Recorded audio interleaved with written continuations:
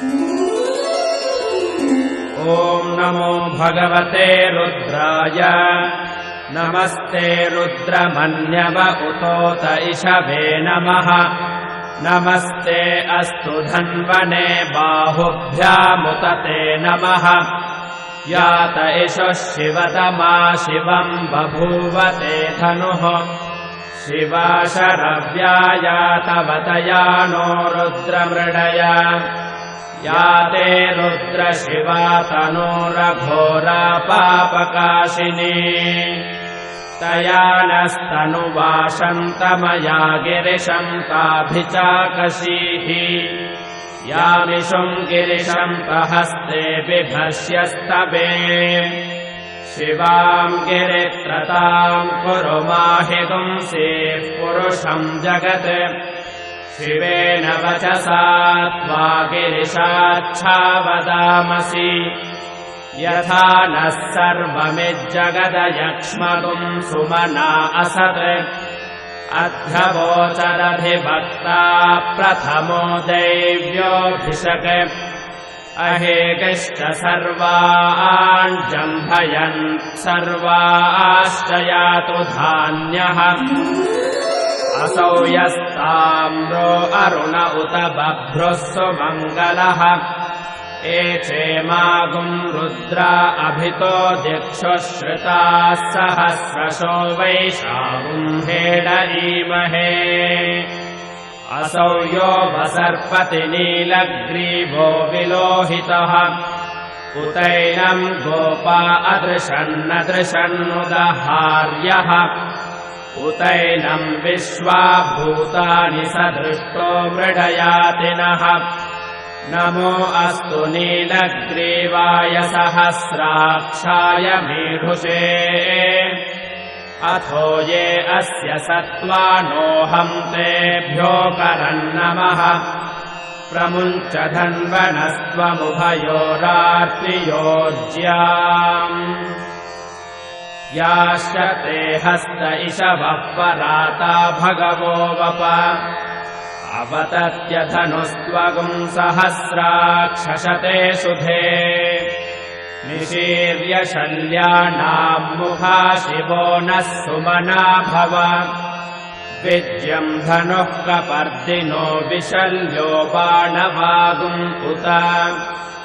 अनेशन्नस्येषव आभुरस्य निशङ्गसिः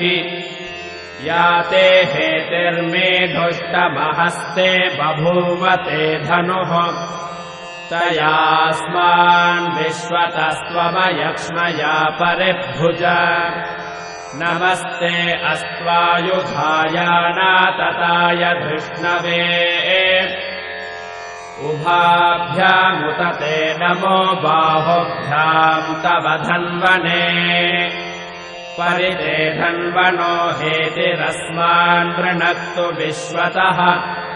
अथो य इषुधिस्तवारे अस्मन्निधेहितम्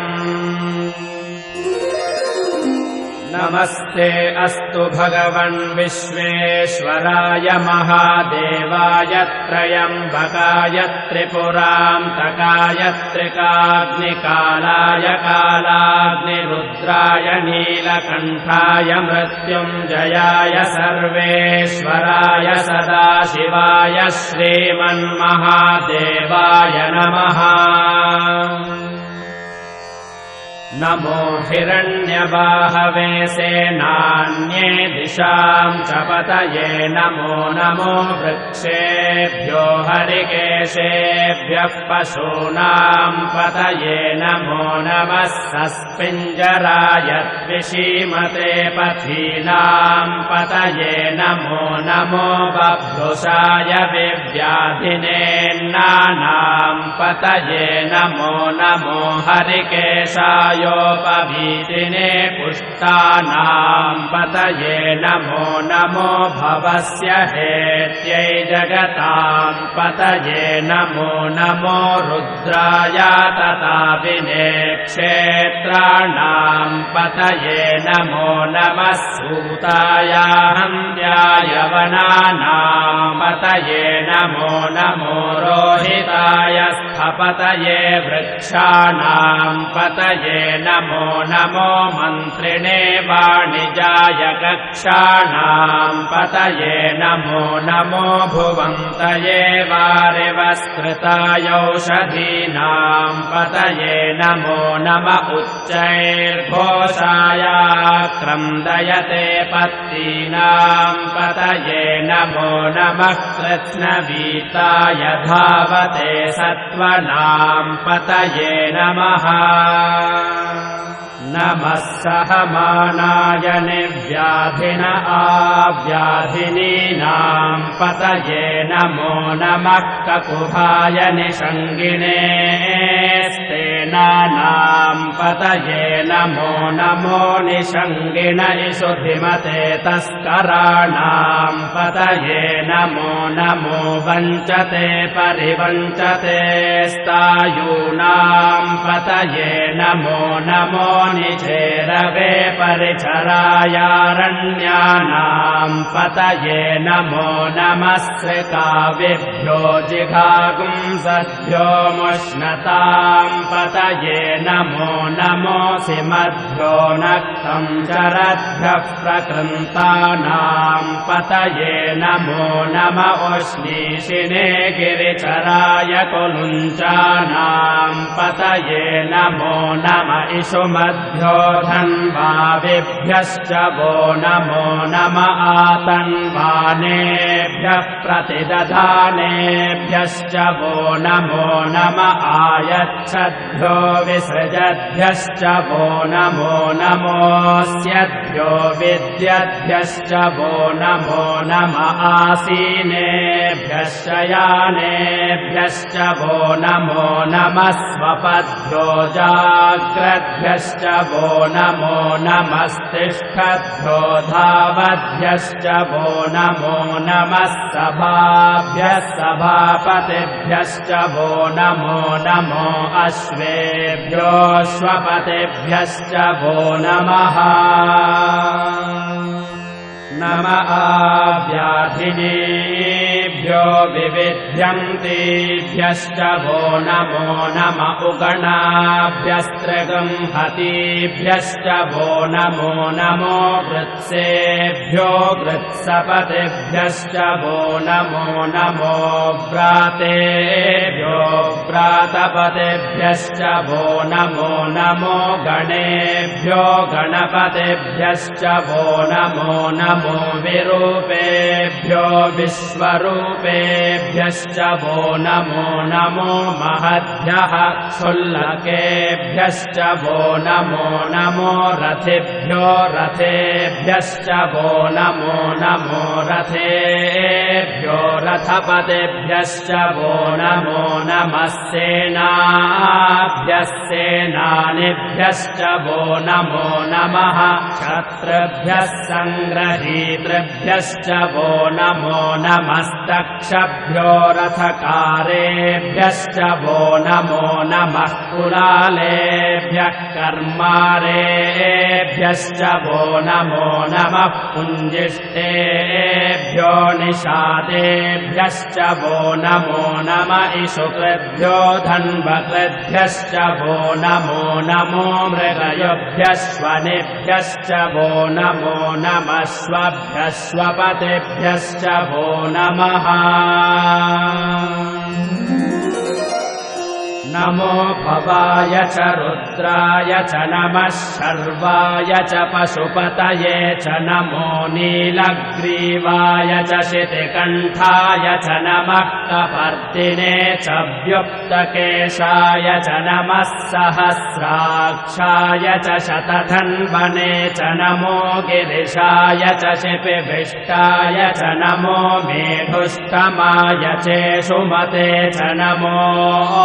ह्रस्वाय च वामनाय च नमो बृहते च वर्षीयसे च नमो वृद्धाय च संवृध्वने च नमो अग्र्याय च प्रथमाय च नम आशवे चाजिराय च नमः शीघ्रियाय च शीघ्राय च नम ऊर्व्याय च वस्वन्याय च नमः स्रोतस्याय च द्वीप्याय च नमो ज्येष्ठाय च कनिष्ठाय च नमः पूर्वजाय चापरजाय च नमो मध्यमाय चापगल्भाय च नमो जघन्याय च बुद्धियाय च नमः सोऽभ्याय च प्रतिसर्याय च नमो याम्याय च क्षेम्याय च नम उर्वर्याय च खल्याय च नमः श्लोक्याय चावसान्याय च नमो वन्याय च कक्ष्याय च नमः श्रवाय च प्रतिश्रवाय च नम आशुषेणाय चाशुरथाय च नमः शूराय चावभिन्दते च नमो वर्मिणे च वरूथिने च नमो बिल्मिने च कवचिने च नमः श्रुताय च श्रुतसेनाय च नमो दुन्दुभ्याय च हनन्याय च नमो धृष्णवे च प्रमृषाय च नमो दूताय च प्रहिताय च नमो निषङ्गिणे चेषुधिमते च नमस्तीक्ष्णेशवे चायुधिने च नमः स्वायुधाय च सुधन्वने च नमः श्रुत्याय च पथ्याय च नमः काट्याय च नीप्याय च नमः सूर्याय च सरस्याय च नमो नाद्याय च वैशन्ताय च नमः कोप्याय च वट्याय च नमो वर्ष्याय च वर्ष्याय च नमो मेघ्याय च विद्युत्याय च नम ईद्रियाय च तप्याय च नमो वात्याय च रेश्मियाय च नमो वास्तव्याय च वास्तुपाय च नमः सोमाय च रुद्राय च नमस्ताम्राय च रुणाय च नमः शङ्गाय च पशुपतये च नम उग्राय च भीमाय च नमो अग्रे वधाय च दूरे वधाय च नमो हन्ते च हनीयसे च नमो वृक्षेभ्यो हरिकेशेभ्यो नमस्ताराय नमः शम्भवे च मयो भवे च नमः शङ्कराय च मयस्कराय च नमः शिवाय च शिवतराय च नमस्तीर्थ्याय च कूल्याय च नमः पार्याय च वार्याय च नमः प्रतरणाय चोत्तरणाय च नम आतार्याय च लाद्याय च नमः षष्ट्याय च फेन्याय च नमः सिकत्याय च प्रवाक्याय च नम इरण्याय च प्रपथ्याय च नमः किगुंशिलाय च क्षयणाय च नमः कपर्दिने च पुनस्तये च नमो गोष्ठ्याय च गृह्याय च नमस्तल्प्याय च गेह्याय च नमः काट्याय च गह्वरेष्ठाय च नमो हृदयाय च निवेश्याय च नमः पुंसव्याय च रजस्याय च नमः शुष्क्याय च हरित्याय च नमो लोप्याय चोलप्याय च नम ऊर्व्याय च सूर्म्याय च नमः पर्ण्याय च पर्णशद्याय च नमोपगुरमाणाय चाभिघ्नते च नम आखिदते च प्रक्षिदते च नमो बह्किरिकेभ्यो देवानागुं हृदयेभ्यो नमो विक्षीणकेभ्यो नमो विचिन्वत्केभ्यो नम आनिर्हतेभ्यो नम आमीवत्केभ्यः